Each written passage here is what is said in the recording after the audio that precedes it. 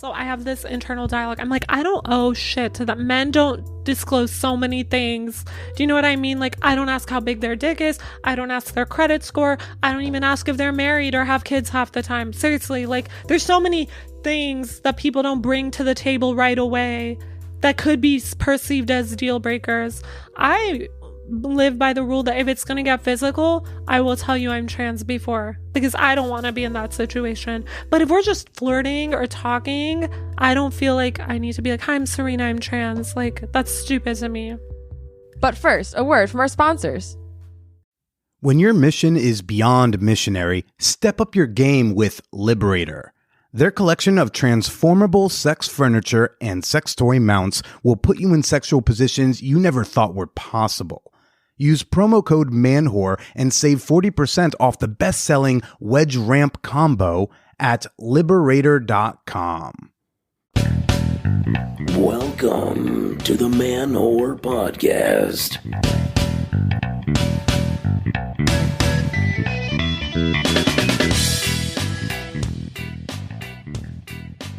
Shout out to all the Golden Gilfs, to the Twinkie Tonys, to the Saggy Titty Awards, and all the ethically non-monogamous Emmy winners out there. It's more of them than most people expect, let's be honest. Come on now.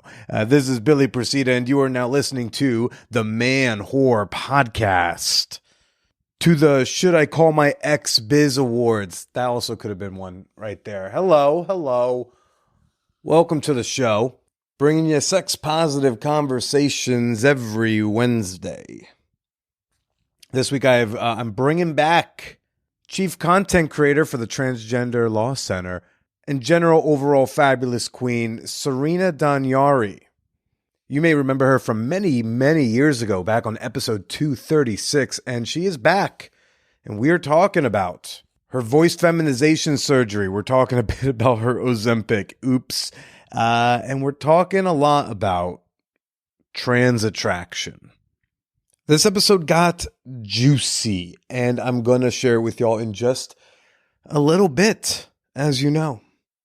Last Wednesday, I am in the Apple Store, and I'm going through what is otherwise not the most exciting ordeal. My D key stopped registering, so I need to buy an entire new laptop because my D key was fucked up. To be honest, it's probably just the coconut oil from jerking off and me not being very disciplined anymore with how many hands I'm using and wiping and cleaning. I'm sure something got in there, but it's very difficult to host a podcast about dicks and dating without a D key. So I'm at the Apple Store, and I get a text from my buddy, Matt Slayer, from the And Now We Drink podcast.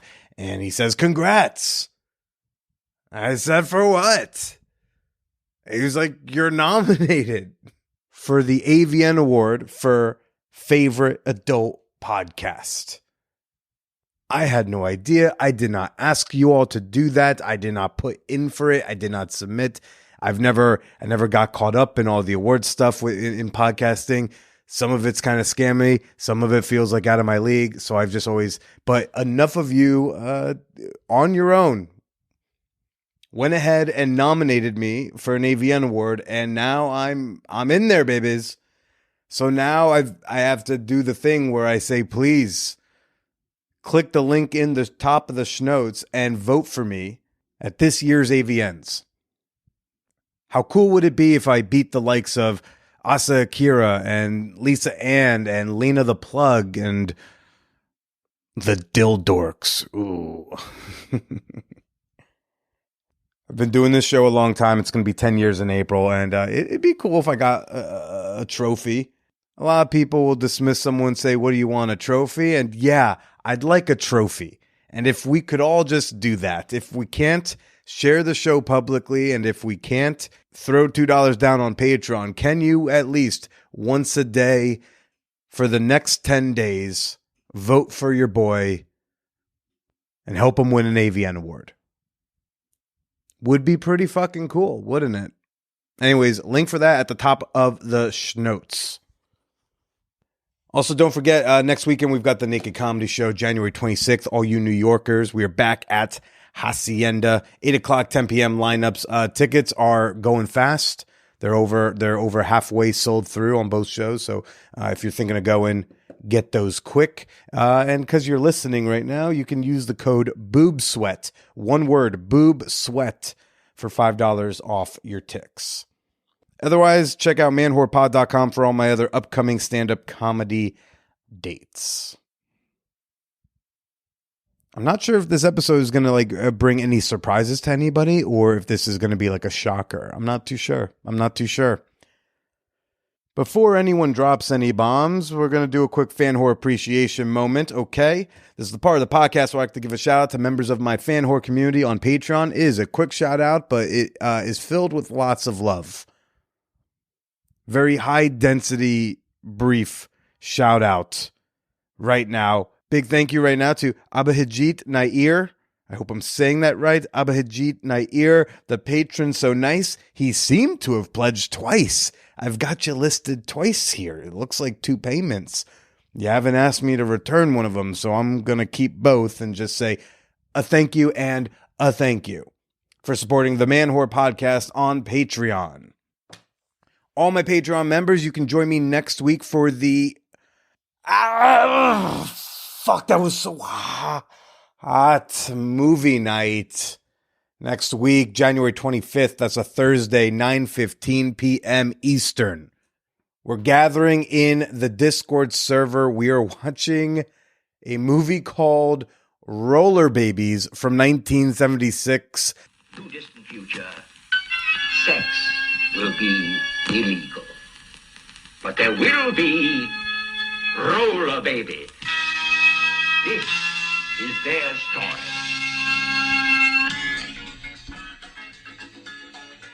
Yeah, I think they're just going to be fucking while they skate or they skate while they fuck, but we'll be watching it to find out. Get your jokes ready. Get your lube ready if that's how you like to experience hot movie nights. But we'll be doing that next Thursday, January 25th, and you need to be a Patreon member to watch with us. Become a member today, support the pod you love, watch whatever the fuck Roller Babies is with us at patreon.com/manwhorepodcast. AVN Award nominated Man Whore Podcast. That's not in the URL, but that's just what I am right now, apparently. Hopefully AVN Award winning in a couple weeks. Okay, so Serena Daniari. Serena, I came across like 6 years ago. She was writing for Mike.com. She had a column called Transplaining, and she'd done a lot of media work like that around trans issues. Had her on the podcast, had a great time. We've become friendly since. She came by Bushwick to do another episode, I think this was in the summer or last spring. And we had this amazing conversation, went really long, and we talked about a cop she was banging and a poly guy she was struggling with, and I disclosed some other things. And then, like with the Dorian Dreadful recording, the memory card just seemed to not work, disappear. The file did not exist. Oh no. Serena seems to think that I deleted it on purpose because I felt like I shared too much, and it's really not the case. Turns out it was the same memory card that then fucked up the Dorian Dreadful recording, so that one's been thrown in the trash. Anyways, now I felt it was time. I asked, hey, you want to come back? You want to try that again? And she came on by, and I think we got some good stuff here. Since she was last on the show, she has gotten vocal feminization surgery.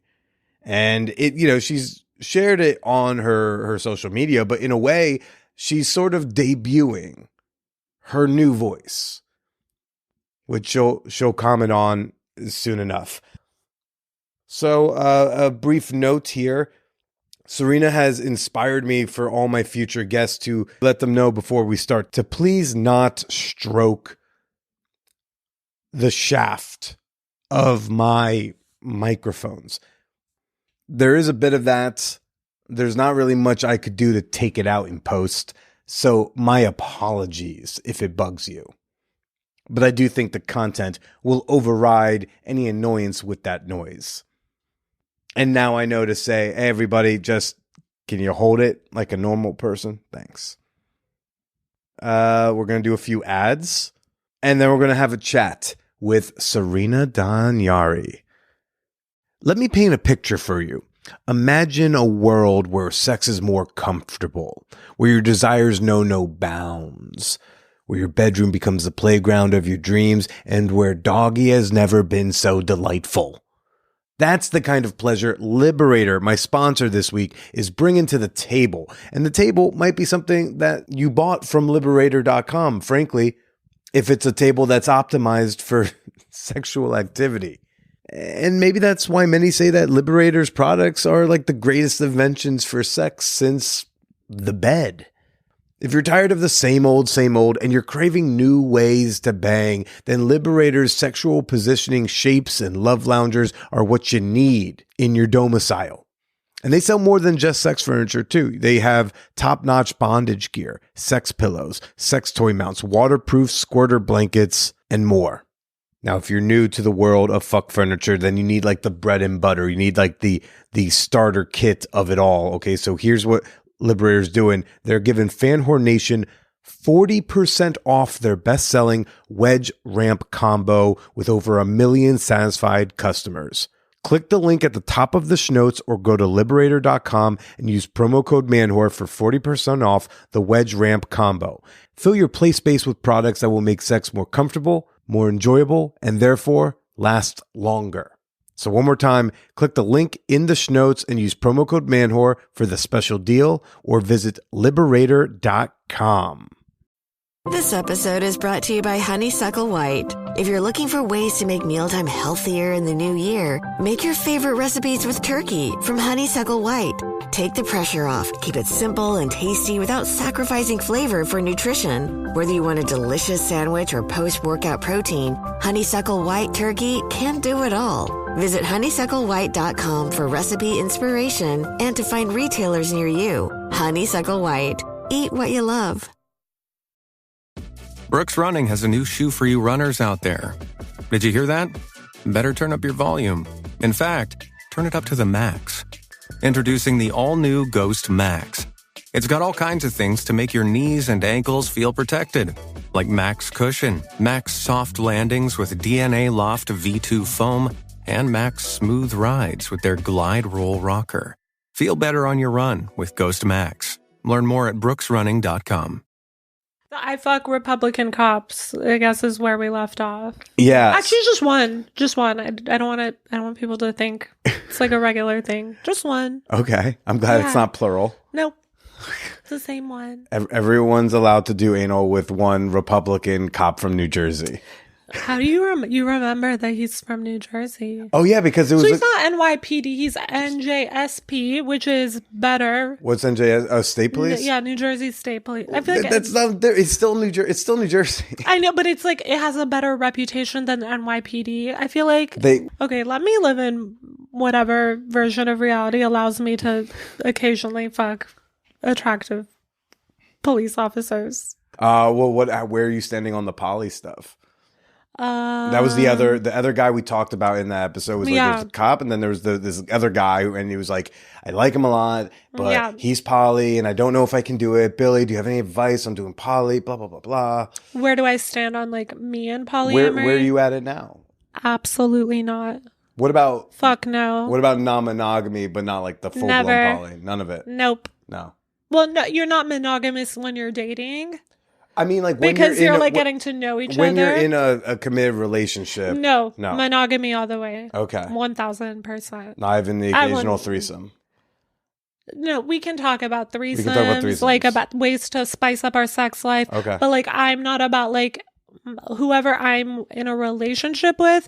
They're not going to be dating other people. Mm-hmm. And I'm not going to be dating other people. I don't judge anyone for it. Like, it works for a lot of people. I tried it. You did? I can say this is not based on a preconceived bias or anything. I actually like experimented with it and it did not work for me. I felt like shit the entire time. You know? Mm-hmm. Yeah. I was like really upset. I was texting you about it. Yeah, like asking we had phone calls outside of the podcast. Yeah. Yeah. I feel like not everyone, but some people use the E&M polyamory, label as a way to justify bad behavior. And then they're like, oh, it's like ethical non-monogamy, like stop being so uptight about it. And I'm like, no, you're just actually like being a shitty, but not everyone, but I'm saying Right. like some people in that community. And I don't say this to like try to push you or convince you. I'm just saying, I do think that like, well, one bad experience Sure. with that doesn't then mean it's not for you, because if someone's doing it in a really shitty way, they're not making you feel safe and valued and all that stuff.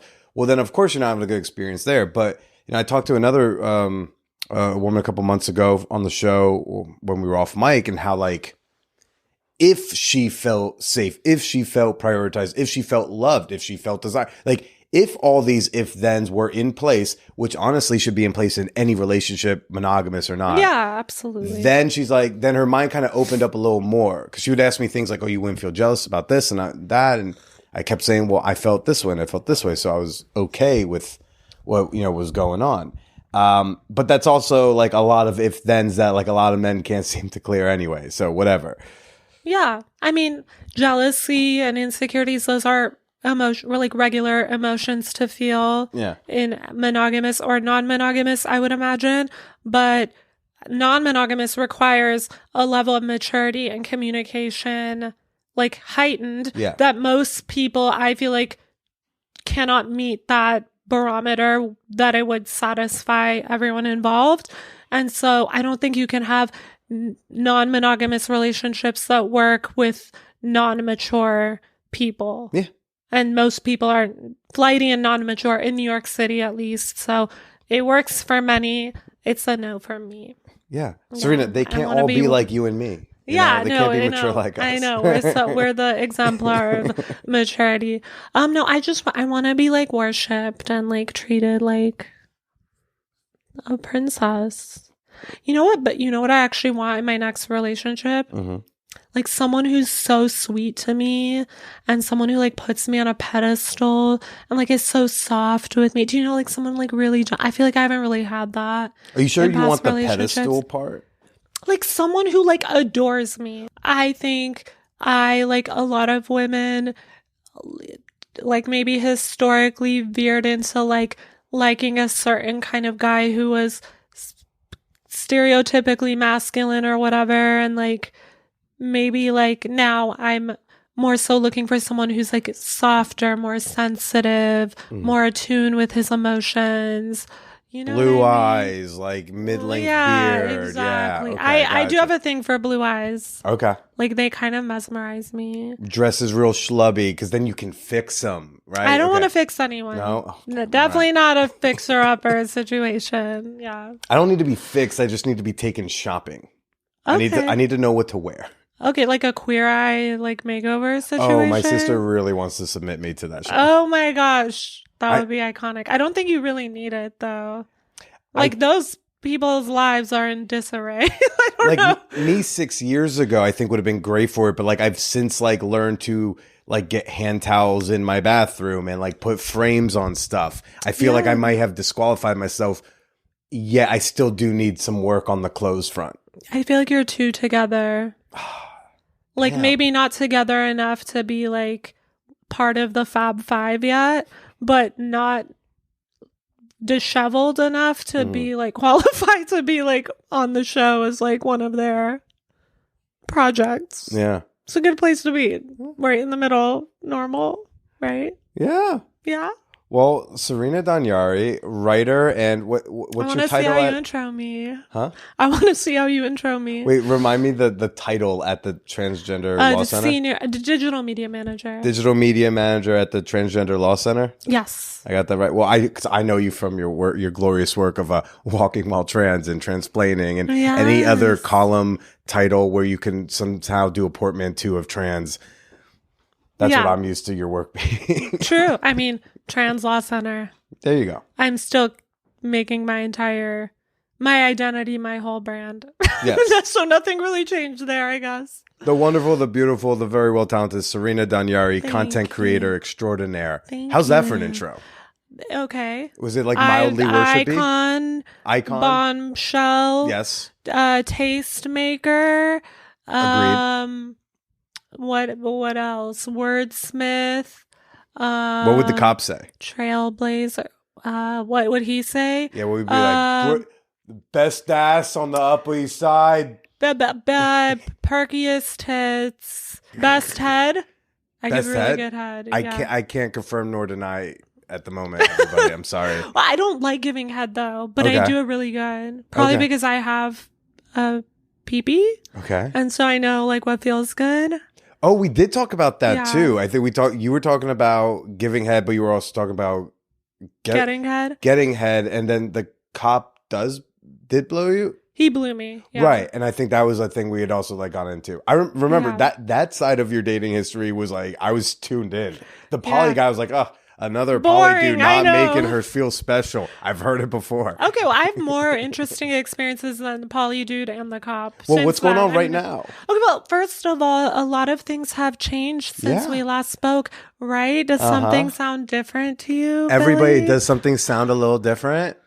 Do you hear that like breathy, angelic, Feminine sex voice. doll bimbo Yes. voice? That's because I had my voice done. Mm-hmm. Yes, big Came out deal. great. Thanks. When we met up at the diner, it was like very recently done? Yeah, like 2 months or something. I probably How- like was whispering.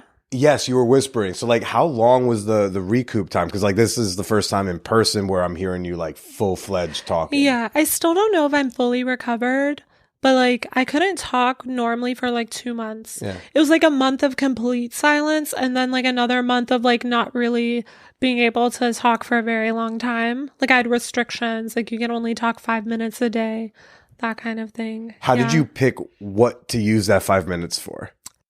You know what? Like I would use it to like test my voice. Mm-hmm. There's like something called the rainbow passage that like you would use to like assess how high your voice is, like a speech pathology passage. So I was just like use it to like assess how my voice was developing. Yeah. See, I feel like I would use 4 minutes of it interrupting a woman and then check the clock and be like, fuck, it's only 2 p.m. I got a minute left. What would I do? What would be a stereotypical thing for me to use my voice, my new voice for? I'm not too sure. Yeah. I would complain about men. I feel Yeah, like that's complain most of what our friendship has been. I feel like when we met, that's probably what I was doing. Yeah, no, I think when we met at the diner, I felt very alone. Mm-hmm. I was like telling you I'm like lonely. Yeah. And you were like, I want to go to a sex party so I could be surrounded by sluts just to not be alone. I just wanted to like push myself to, I think that was a very isolating experience for me. And like no one was really there for me.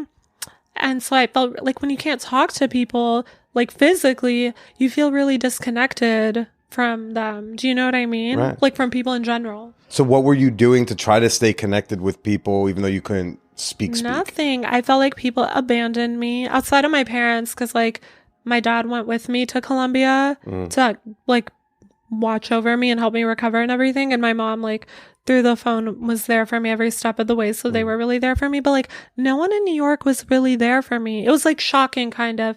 I was like, oh my God, I went through this thing. I thought people would rally around me and like bring me soup and like hold my hand, but no, I was like I felt like so alone, like more alone than I've probably ever felt. Couldn't say anything. Like I could not talk. I could not communicate. You know what I mean? Text, DMs, anything like that? Did you get like more textual? You would be, I mean, yeah, I would text people, but you'd be surprised like when you can't, because there's also restrictions post-surgery, like you can't drink, you can't, so like I couldn't really be social in the way that like people want to be social, like go out, go party. Like I couldn't do those things. So then I felt like I was losing my social life and losing friends. I couldn't date, right? Because like I sounded like a mouse. Right. I was like whisper. I remember I went on like a date like 2 months after and like he could not hear me. We were like at the bar and there's like obviously background noise and he like could not hear any. I had to like whisper in his ear the whole time. I could barely hear you at a diner like in the middle of the afternoon. No, Yeah. I sounded like I had a severe like laryngitis, which I guess I did. I mean, And I'm sure you obviously had a restriction, robbing these men of the best head in New York, apparently. yes, I had an oral sex restriction for I think it was 6 months. 6 months. 6 months? Yeah. When did that expire? So in like June, July, because I had it in January of last year. Oh, wow. Yeah. Okay. And I remember like the first like blowjob I gave after, because I was really out of practice, right? How'd it go? Good. Like Yeah. it was in Central Park. Wait, in the park? Yeah, it was at night after a date. We went to the park. I know the guy's name, and I told you I don't care about like shielding. His name was Henry. Should I say his last? Should I say his last name? Sure. Wait, His name was Henry.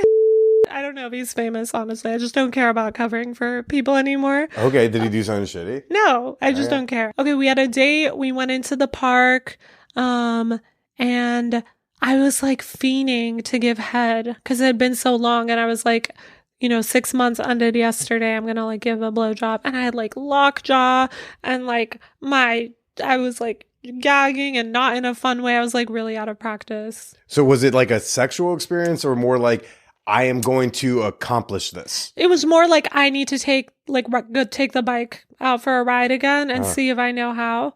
But like he was really nice about it. I was like, listen, like I need you to be patient with me. Don't like just like jam it all the way down my throat. Do you know what I mean? Like we had to work back into like just stand there and let me play with your dick. Exactly. And when he did that, when he stopped trying to like fuck my face, like then it was a much better experience. I was like, okay, I can do this. Relax.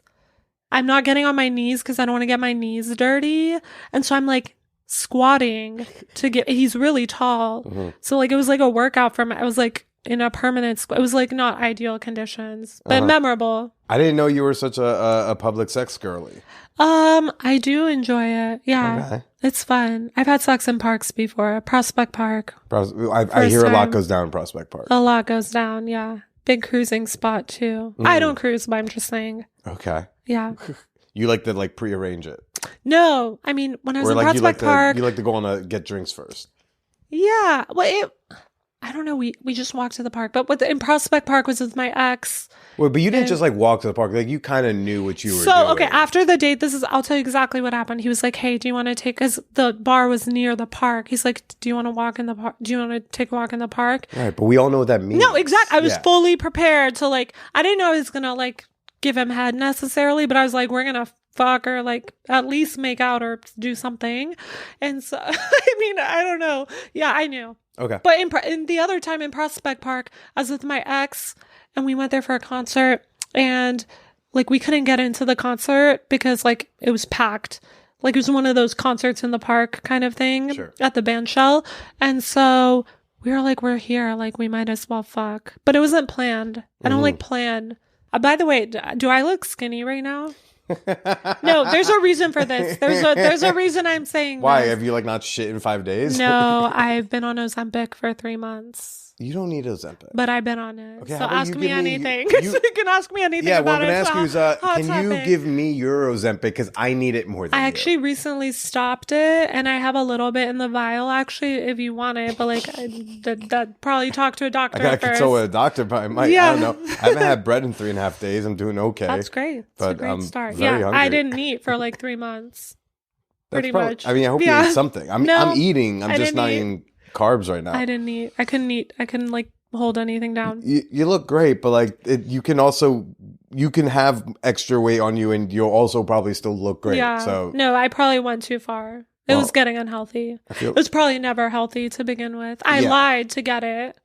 What? Yeah, because my BMI didn't meet the requirement. So this actually funny. This bitch stealing Ozempic. I didn't steal from the high BMIers like myself. So first of all, it wasn't brand name Ozempic that has a shortage. It was semaglutide, which is the active ingredient. Yeah, so they made it a compound pharmacy. So it's actually not on back. No one come for me, diabetics. Like, I wasn't stealing like actual Ozempic. Like, it was from the compound pharmacy. There's no shortage. Mm-hmm. But what happened was I gained not a lot, but I probably gained like 10, 15 pounds after the surgery because I was like super sedentary and eating my feelings.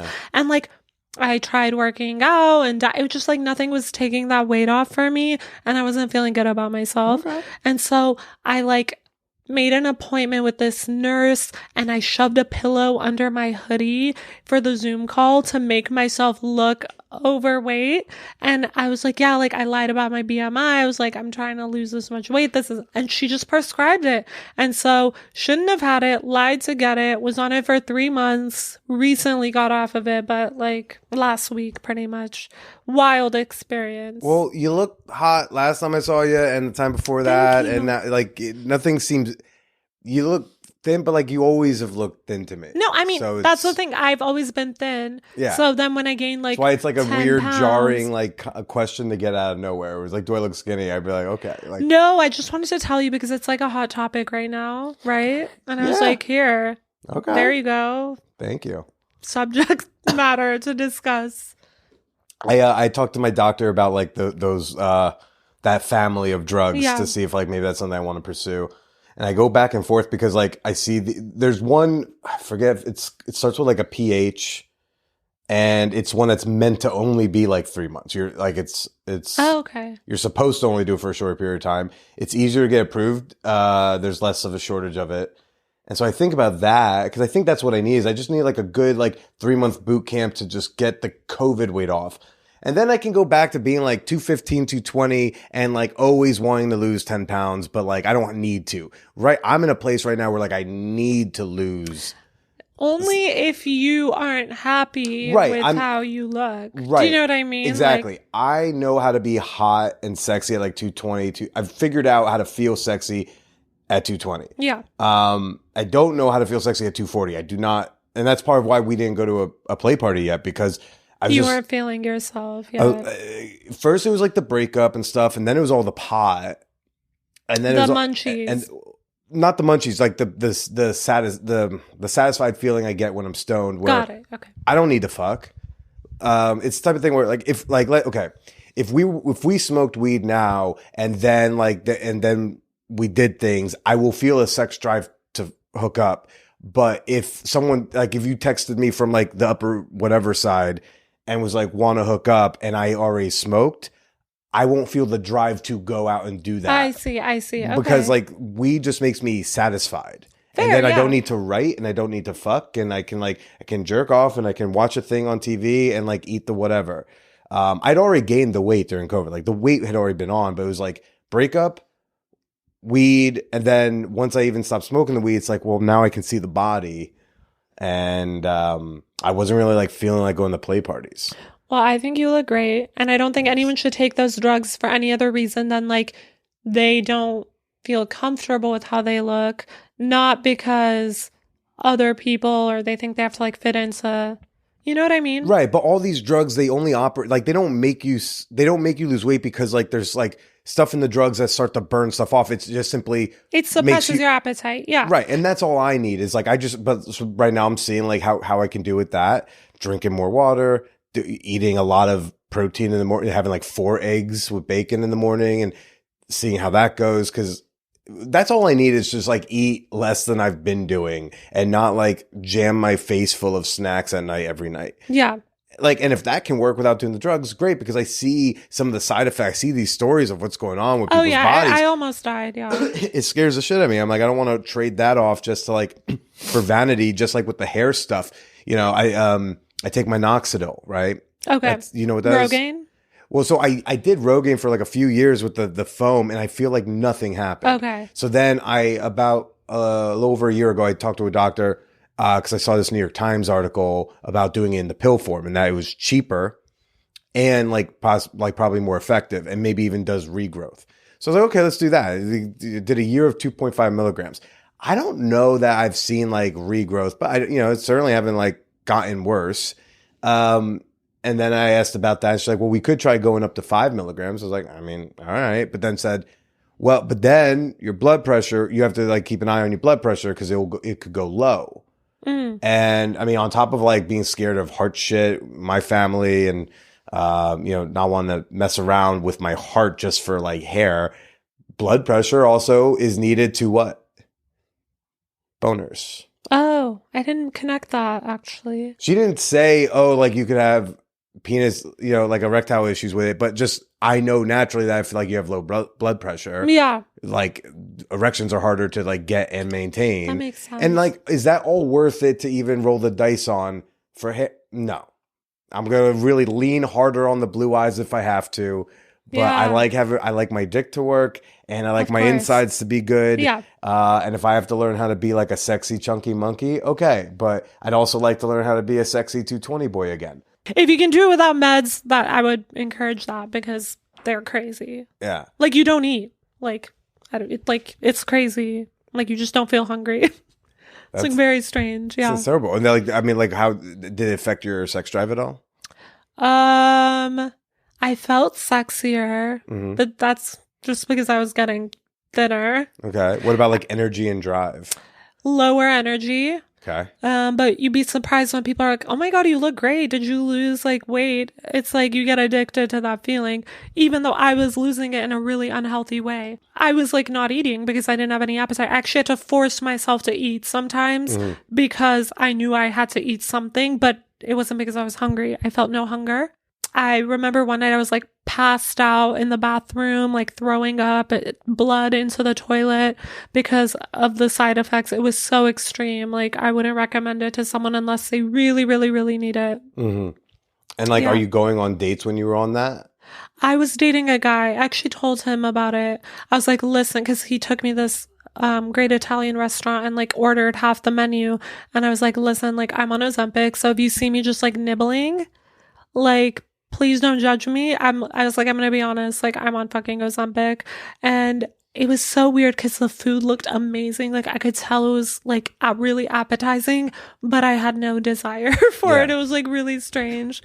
Yeah. And with like the side effects of all that and energy, would that ever like get in the way of like dating fucking this dude?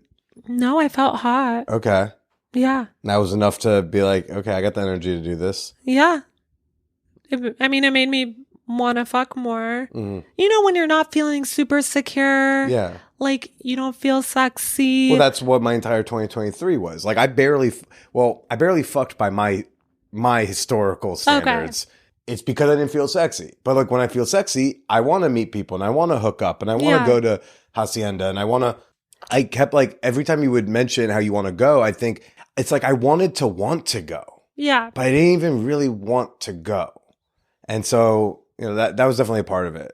It's different like if I go with a date, because then it's like there's someone like I know is interested and there's someone I know like but like going as a solo guy, I gotta walk into that party feeling confident. Because being a solo dude, like I'm on like a low end of a totem pole in terms of like priority at a play party. And if I'm not, where would I land? Hot. When do we go? I'm working on it. I think I'm getting closer. Does that make you like, do you feel like you're missing out when you're not having regular sex? No. I mean, because I know exactly why. I've had too many experiences with too many people to feel like FOMO. Do you like keep track of it? Well, I guess your podcast is kind of a way to keep track of it. But you don't have like a list or Excel sheet or something? I have an Excel sheet that goes so deep into it where like each sexual occurrence is listed. But I do have like a list of everyone I've done something with, like made out with or whatever. Yeah. For some context, Billy and I have not had sex. Yet. That's true, yet. But I just want to say we haven't had sex yet. Mm-hmm. And yeah, that's the context. I just want y'all on. I just want y'all to note that like she just wanted to be really clear. Like I did not fuck this dude. No. Don't you dare think I did that. Not at all. You're a catch. I feel like we didn't give any background info. No, about it. You know what I mean? I don't think anyone assumed. Well, no, because I said your podcast is like how you keep track of sexual partners. Right. But I just wanted to say like for the dynamic between us. I wasn't saying anything derogatory or at all. Okay. Yeah. No, we fucked. We fucked. Is that better? Sick, bro.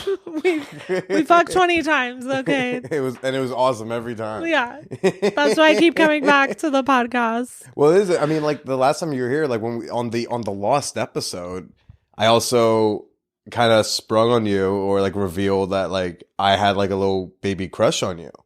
You Do have remember or that? you had? Well, do you remember me? I do, telling you of that? course. Yeah, I remember. Yeah, well, like I know I got a crush on you when we recorded the very first time Yeah. in 2018. I remember. Well, I didn't know at the time, but I remember we talked about it Yeah. after. But you have to like acknowledge where I was coming from in that, because the first time you had me on your show, you pretty much were like, I don't, not really about the trans thing. Really? Yeah. So when you wanted to hang out after, I did not equate in my mind about like crush or dating or anything fucking even. But when I was asking you to hang out later, like I was never asking you as like on a date or like Yeah, it I was didn't never feel like like it, trying yeah. to hook up. I was never like making moves. I was just always like, Serena's really fucking pretty. Yeah, thank And you. like I appreciate that. very feminine. You got Yeah. like gray hair, and I just like, Thank oh fuck. And then like you did the FFS, which like Yeah, only ramped it up. Honestly, I don't feel like when did you get that?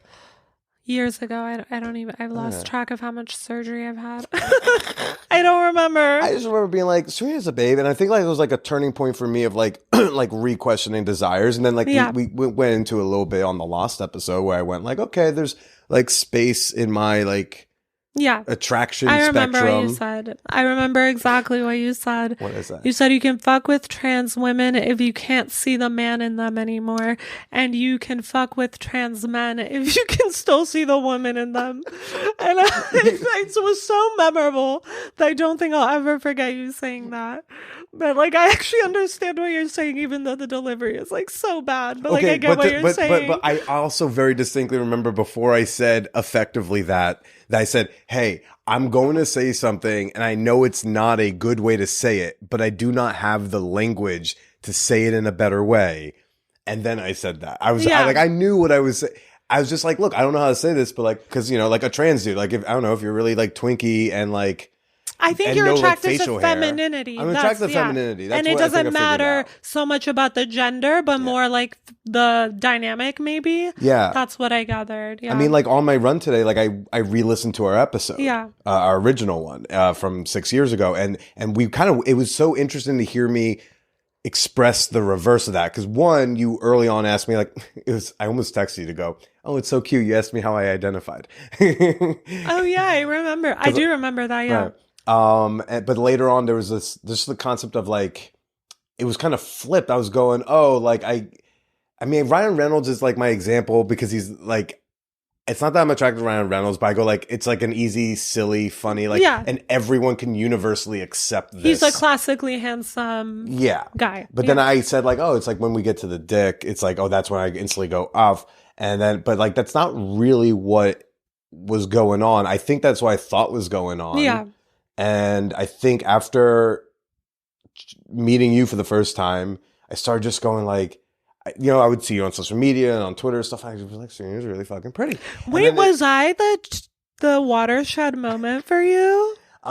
Meeting me? If there's allowed to be prologue, where like I think in 2012, like someone did something with a porn star named Bailey J. Of course, Bailey J was everyone, like all the millennials awakening of trans desire was Bailey J. Yeah. She did a video with like, I think it was like Dante Near, like maybe, I think it was like with Bobby Kelly and Louis J. Gomez, like did this like funny video.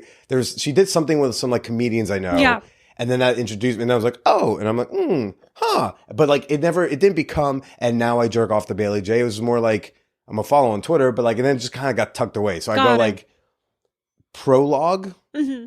And then whatever many years later, yeah, like, I mean, I think that made me really start to examine it. The more I kept going, like, I was just like, I think I'm like kind of crushing on Serena a little bit. And then I had to kind of like, what does that mean? Yeah.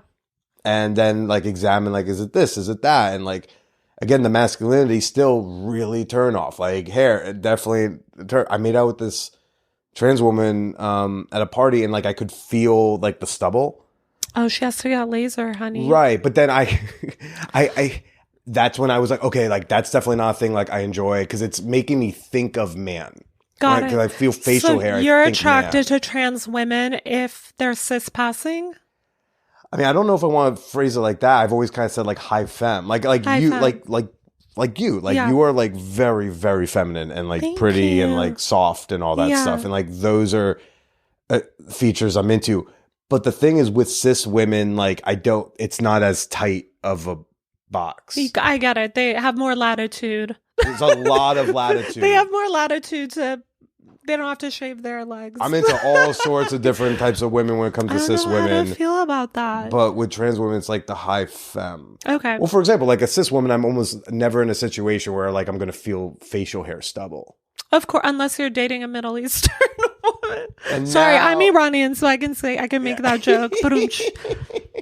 So there's just some stuff like that where like I think I definitely started to like re-examine things and then had to think like, well, what does that mean in terms of like the words we use and shit like that? And yeah, you know, well, I wish all guys kind of thought more like you because there's careful. Wishing that. Okay, in this very specific lane, because I feel like there's so many times guys are interested in me, but they don't know yet. And then as soon as they find out, they're like, oh, I'm not into that.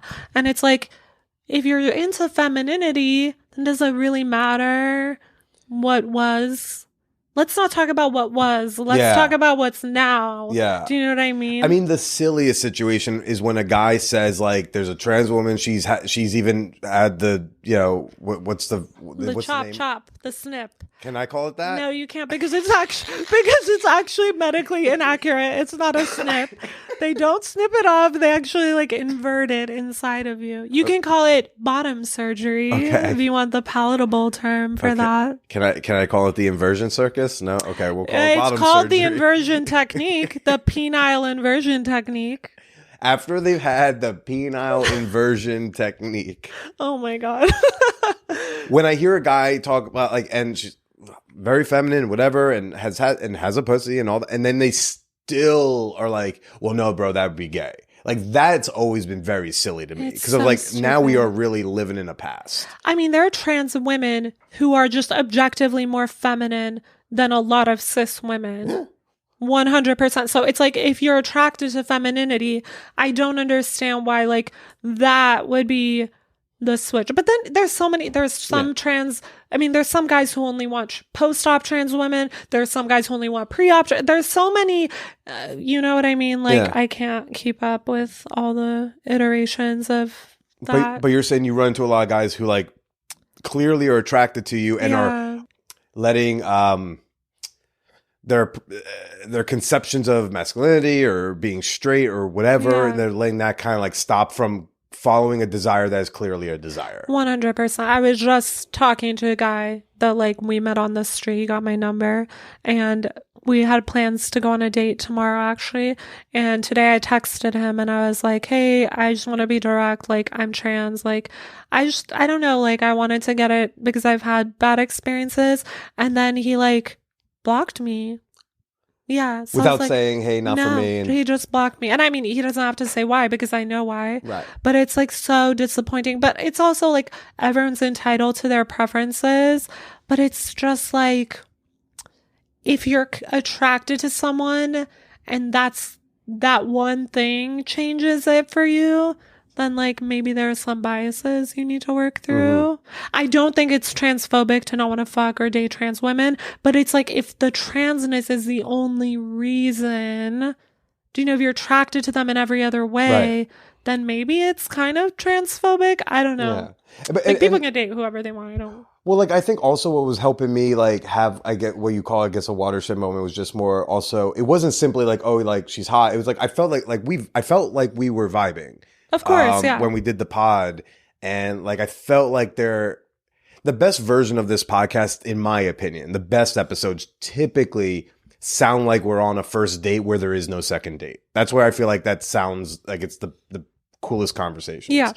And I don't know, like it felt like that. It felt like if we weren't on a microphone and we instead had drinks in front of us, I felt like there was maybe could have been chemistry.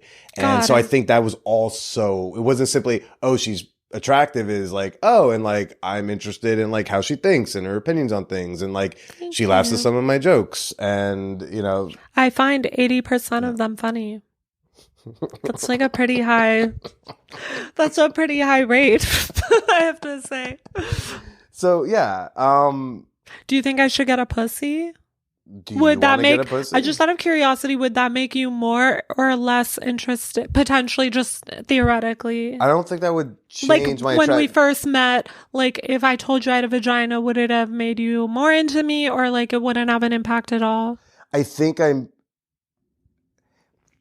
the only if you were not Serena Daniari, but like otherwise yourself, and by Serena Daniari, like the public figure, famous person. Got it. Okay, right? yes. I think maybe I would have like asked you out quicker, or be like, hey, like maybe I would start flirting and see if you wanted to like hook up or go on a date or whatever. I think, I was single at the time, and I think that would have happened because I think that just would have been like an easier switch to me. Got it. Okay, so the vagina would have made you more comfortable because you're more familiar with vaginas at the time. Where I'm 29 years old. You're 20. I'm 30 at the time now. I was 29. Okay, cool. I'm 34 now. I'm 30 now. Yeah. Okay, so 4 years. So that was at the time. But then something else we talked about last year was about dating. Yeah. Trans women, and I had expressed like a hesitancy for me, I'm not monogamous, so maybe it's different, but just the idea of like, I do really like pussy though. So like, I wouldn't want to like not have vagina in my life. But some trans women have vaginas. Right. So totally. could you do that with a trans woman who, I mean, I don't know. I don't care. Yeah. I don't know. You seemed curious. I get that. I actually wanted your advice, like as someone who's a friend of mine who I go to for advice a lot, because you give really good advice. Well, if the question is like, should you get a pussy? No, that should be simply like, if you want to have one. I mean, I don't think that's going to change anything. It's only going to create different problems. Like it's like you're trading one problem for another problem. Well, I would never get a vagina because someone told me to. I was just curious what your thoughts were on it. No, I think that was then. Now it's different. But the reason why I said if you weren't Serena Daniari is I wouldn't have even then if you had, because of like trying to like maintain boundaries. I didn't know you yet. Yeah. You also could like bite my head off on Twitter and get a bunch of people to be mad at me.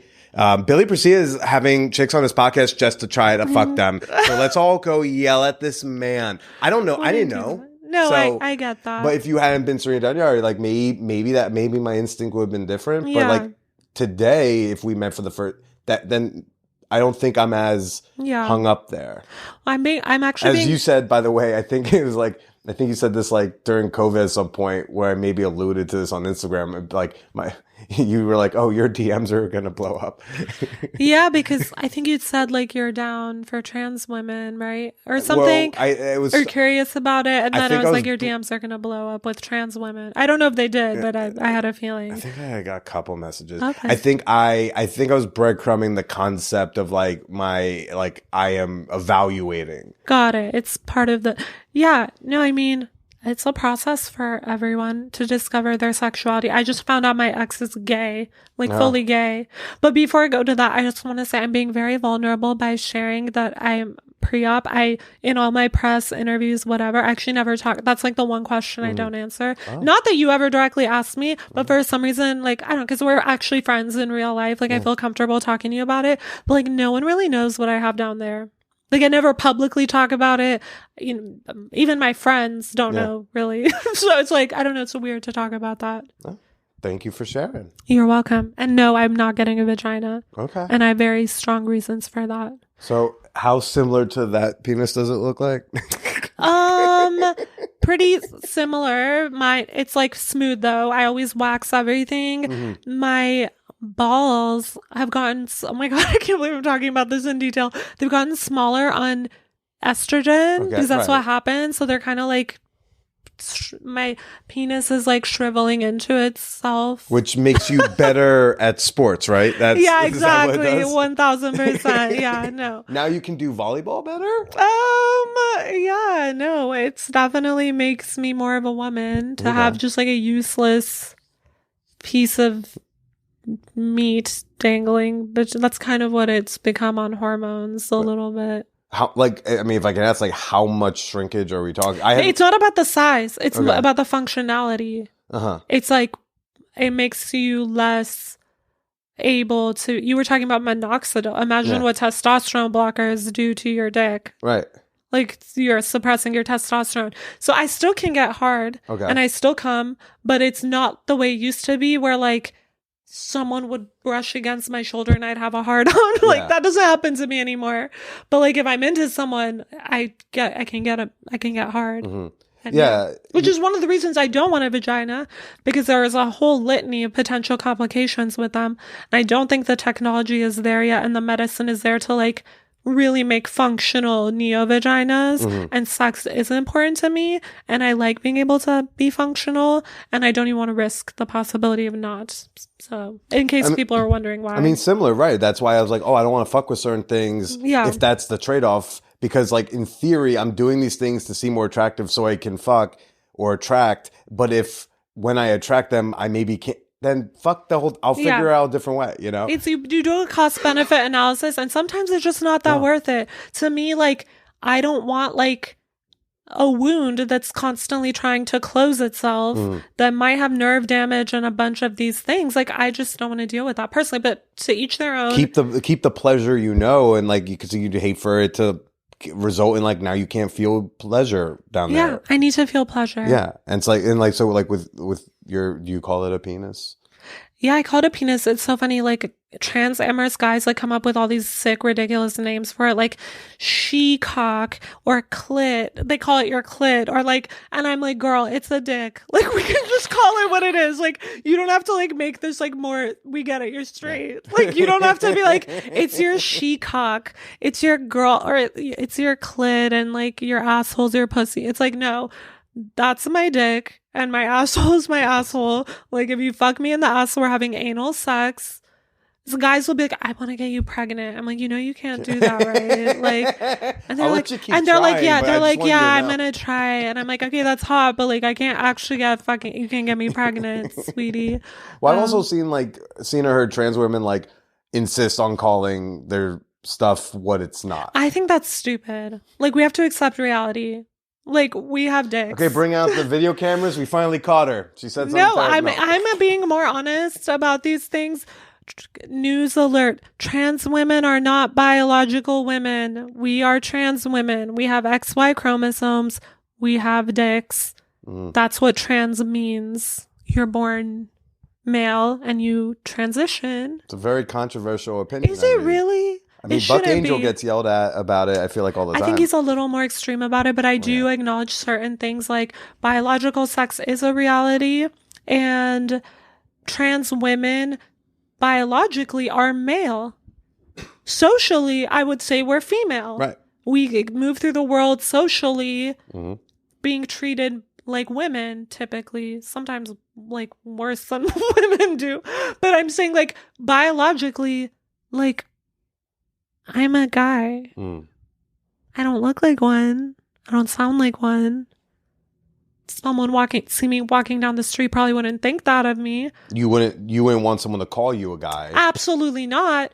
But like, if we're talking like medically, like, no, like, that's true. We have to talk about it because trans healthcare is predicated on understanding. If I go to the doctor's office and don't tell them I'm a trans woman, they're going to try to do like fucking like cervix exams on me, and do you know what I mean? It's just like, no, let's be real. Like, I need a prostate exam, not a cervical exam. Yeah. So, yeah. And so when I say like I'm very attracted to you, can I still? Thank you so much. Okay, validation queen. I love it. It was one thing when that episode got lost, like part of me, like there's just a little bit of me that was like, well, you know, that's not going out there now. Like, you know, that gets to remain like a thing that they don't know. Why was so good? I wanted to hear. It was a really good episode. It was so good. It was so good. Fucking memory card. I know. But like there was a little bit of me that went like, all right, I guess I get to hold on to that secret for, until whatever. Probably till Serena comes back. And then here we are. Don't delete the files this time. I did not delete it. I think you deleted it. I think you had cold feet. No, I think you had cold feet. They did it again to an episode a few weeks ago with Dorian Dreadful, and then she had to come back and redo half of hers. Got it. Okay, whatever you say. But if a guy is attracted to femininity, is into women, is into primarily, into pussy, it's like still straight? Is it like a bi-queer thing? Does it not matter? I think it doesn't matter, but I know people have like different opinions on it. First of all, I always say that dating a trans woman is like the best for guys. Like, you can shoot up the club Do you know what I mean? I do not. You don't need to, like, you can have unprotected I don't like- sex. oh, I was because gonna say, I don't like guns. We can't get pregnant. You can, shoot up the club. That's what I mean. You have anal all the time. Like, what? Well, that's the other thing. Well, that, to me, Yeah. like, I equate guys with wanting anal because a lot of cis women don't do anal, and I think anal would feel better.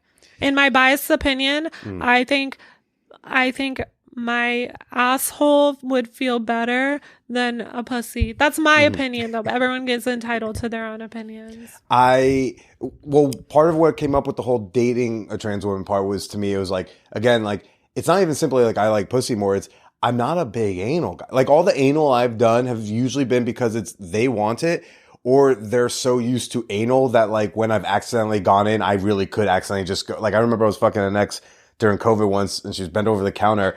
And, she's big, just some height differential stuff. So, like, I'm trying to get in and under, and there's a lot of ass and I don't have the biggest dick to get through all of it. So, like, I'm trying to go into her cunt, and I must have slipped into her asshole. And I'm, like, doing several thrusts before she says, you're in my ass, right? And I was like, I did not know.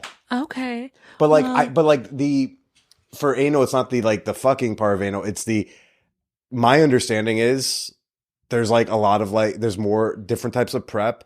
Yes, you have to prepare for it. And like I have to do things, like I don't want to eat ass, and I don't want to like really finger a butthole very much. So well, then you're gonna have a hard time with trans women. Well, I don't know if you know this, but that's like the only option for a lot of us. I'm aware, right? So maybe it's not sexually compatible. I think it's just a tighter window. No fucking puns intended, but like tighter window. Well, like for example, again, like the women who've like wanted me to fuck them in the ass were like they were able to just be fucked in the ass. They didn't need me to like spend 20 minutes getting their asshole ready and licking and doing all this stuff. Like, so I could do like 30 seconds of like whatever of preparation, and I didn't have to do the whole thing because their ass is so used to it and they love it so much. Got it. So it's like, it's just a more complicated hold to me. You're like very fixated on anatomy though, I feel like. And I feel like it shouldn't matter. Like, I feel like it should be more about like the person and your attraction to them. But I guess that's a little idealistic maybe, but like it wouldn't be a deal breaker for me. It's just like the idea of the sex that can be happening. Yeah, it's just a preference, I guess. Right. And it doesn't mean I wouldn't fuck someone in the ass. It's just more like it's also something like I don't feel like I'm confident about like my abilities. Okay, so like I would need like a learning curve, and I'd probably only take that patience of time with someone who's like really into beyond being hot. So there's like kind of before when we're talking about those if thens for non-monogamy, where I'm like, okay, maybe if you felt this and felt this and felt this and felt this, maybe you'd have a little more space for non-monogamy. Never. I think there's. I think. Next subject. Wish there was a video podcast, guys. Oh my gosh! Next time, please, can we? I need the world to see your facial expressions. I think just there's some if thens in there where like.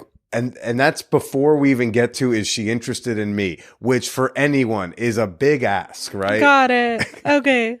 That's fair. I mean, I love it. I love getting fucked up the ass. Like, I love being taken to Pound Town. I am like a pillow princess though. Like, I don't want to do acrobatics on anyone's dick. Like, I want to lay back on a pillow.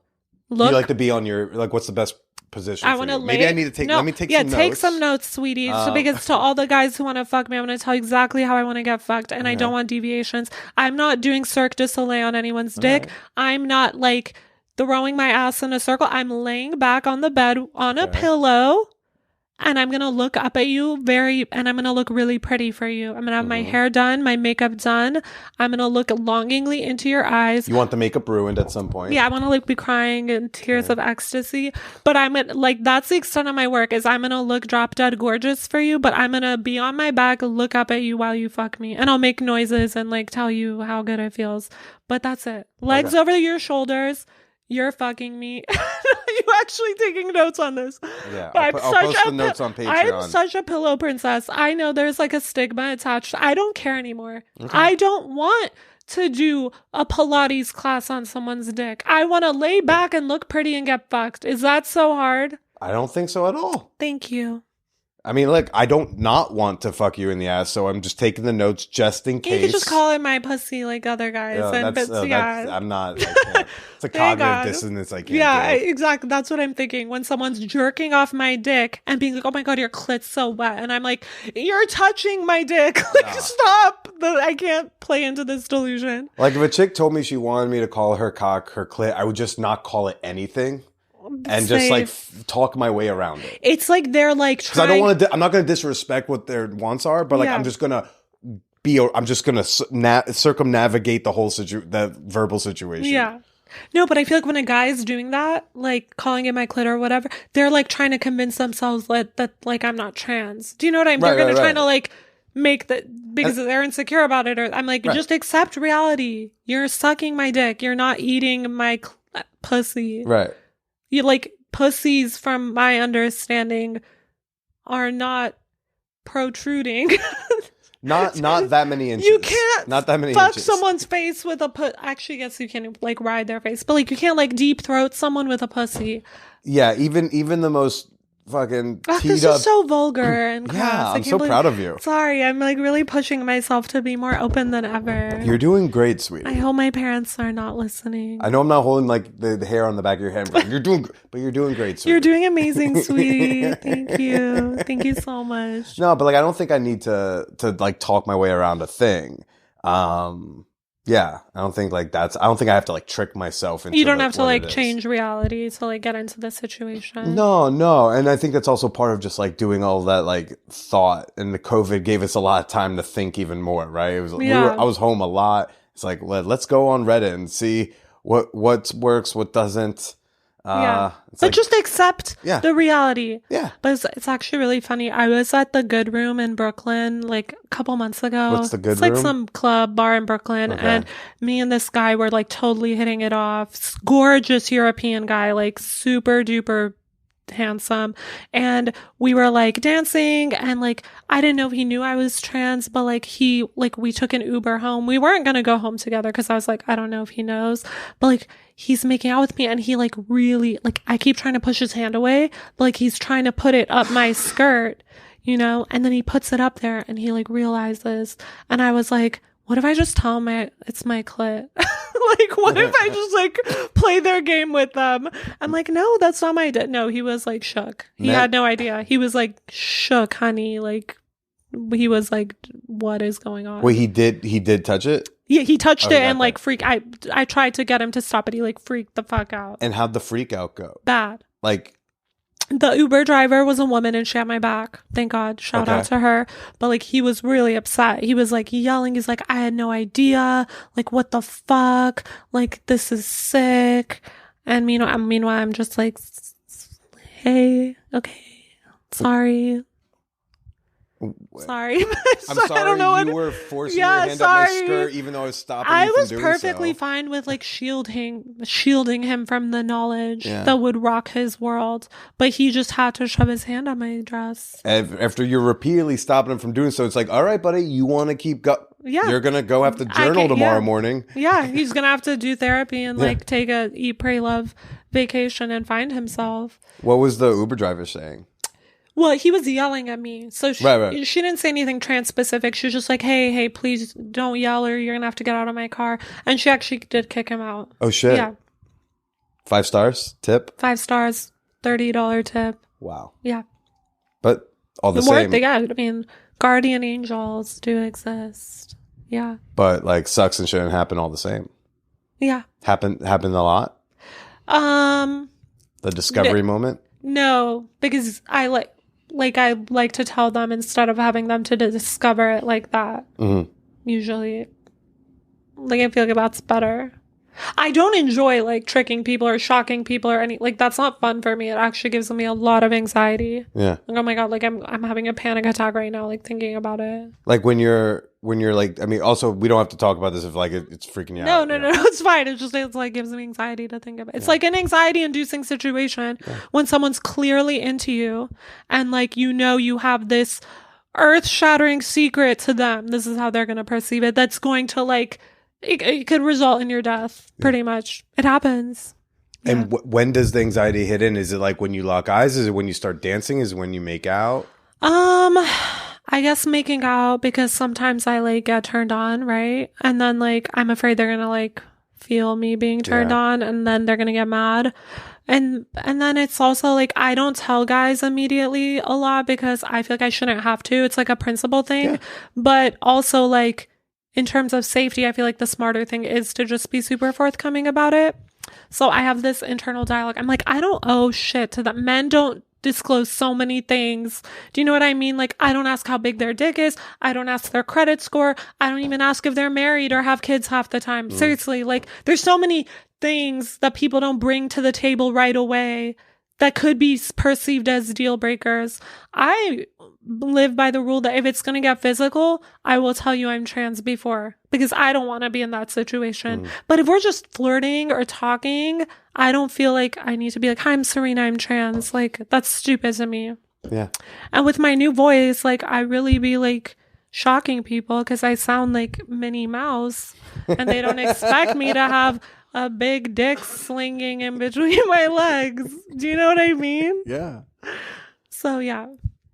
It's like this weird conflict between safety and self-preservation and the principle of why should I have to disclose? Yeah, exactly. It's like like I'm only disclosing because I'm scared you're going to murder me. Exactly. In an ideal world, I would not tell, because I don't believe that I owe that to anyone.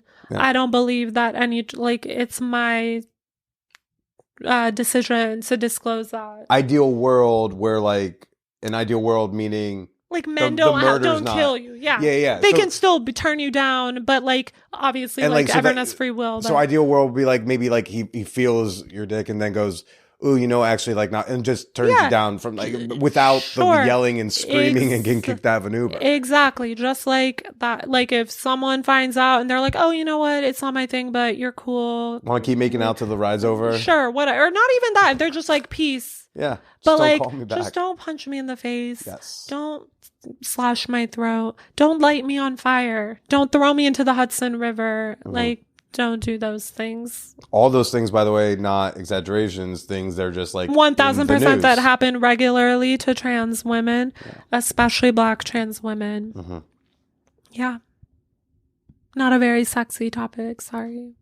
So date canceled for tomorrow. Does anything else on the horizon? Or are we just figuring out when to go to an orgy? It did get canceled. I do want to go to a sex party with you, just to observe at first, of course. Totally fine. I'm very delicate and elegant, as you know. I do have another date on Sunday with someone who I think knows. I think whatever happens, happens. See, it's funny because you canceled for tomorrow. And for me, it just when you disclose as trans, and my whole thing would have been like, it's a football day.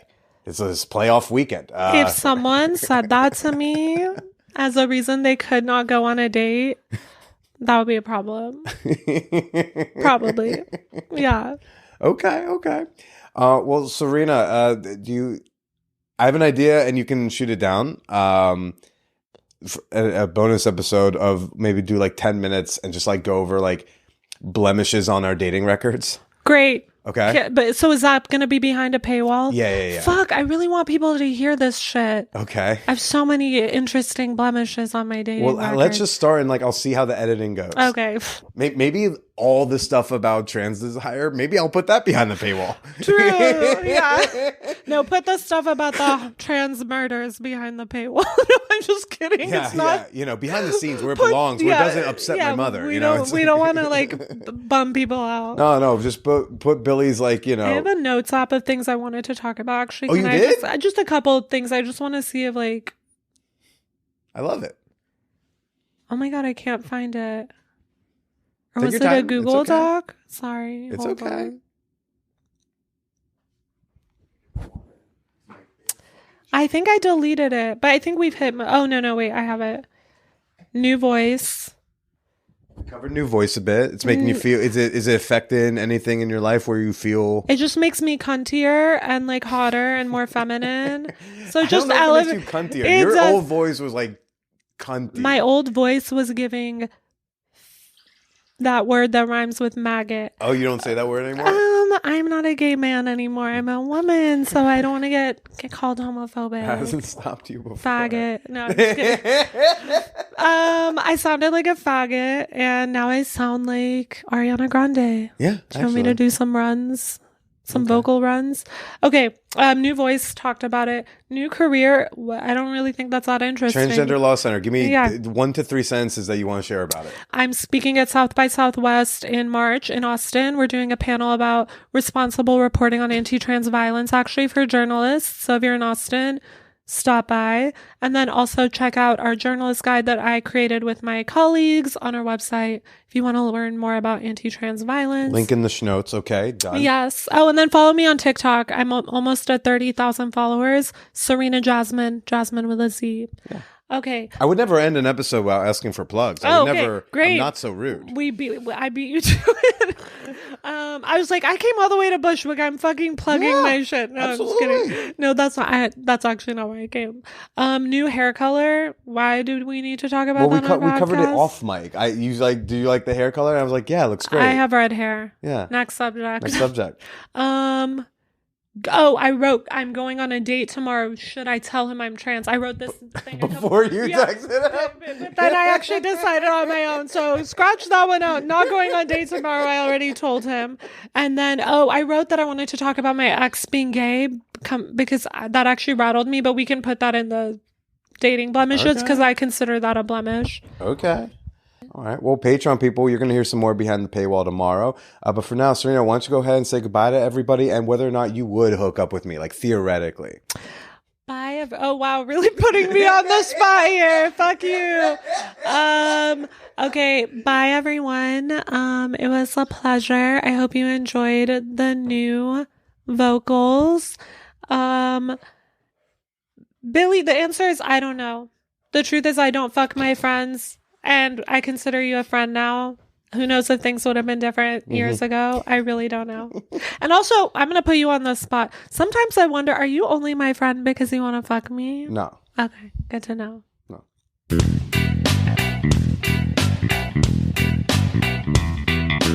Wait, don't click next just yet. Just hold on. If you like that, there's more Serena, and you're going to hear a tease in just a moment. I just got to go through a few bullet points, and then you get just like another minute of content, and then you go ahead and listen to whatever the fuck else is next on your Wednesday podcast listening.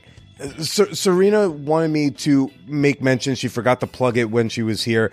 She wanted me to let y'all know that she does offer life coaching to trans folks across the gender spectrum to help them navigate their transitions medically, legally, socially, etc. And you can get more information on that at transgenderlifecoaching.com. She initially sent me transgenderfifecoaching.com. I think that's for the very niche category of transgender military flute players, but it's transgenderlifecoaching.com. And how cool would it be if in my 10th year of podcasting, I won an AVN award? Dare I say we won an AVN award? Click the link at the top of the show notes and vote for the Man Whore Podcast for favorite adult podcast. Once per day, technically per account. I am not asking anyone to do anything untoward, but it's once per day per account. And that's all I'm going to say. I think it'd be so cool if I won.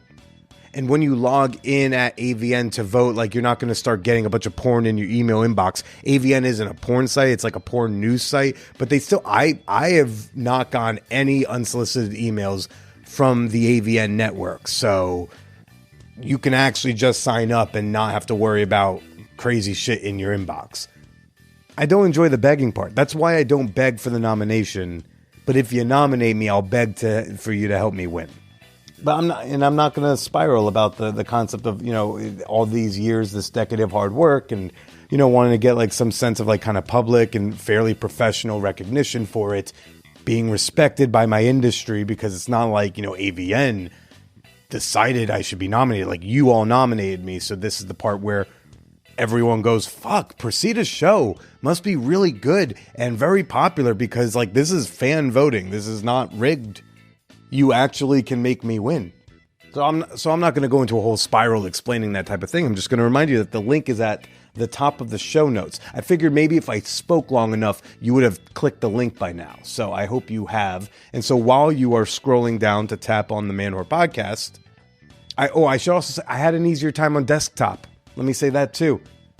Do try it on mobile, but I had an easier time on desktop. I don't know why.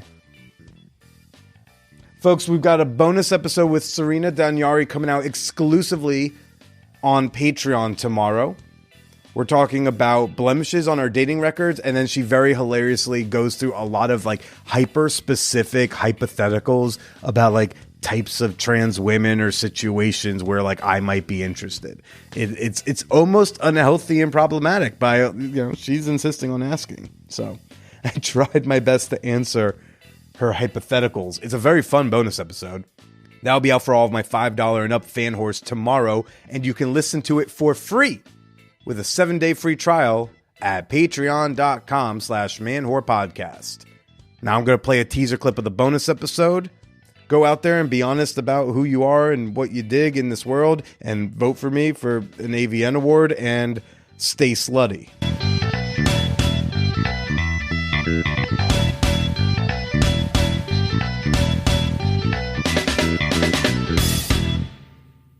I said, you bigoted, brain-dead, flaky, selfish sewer rat. You have nothing to offer to women, men, non-binary, gender fluid, gender queer, two-spirit people, or society in general. Did I leave anyone out? If I did, you don't offer them anything either. You forgot the pups.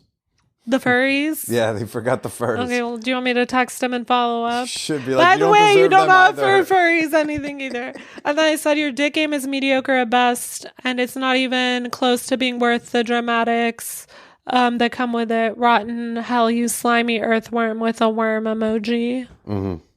Thoughts? How'd that feel? Good. I feel great about it. Yeah. Thanks for letting me. I felt like it was like a slam poetry recitation or something. Yeah.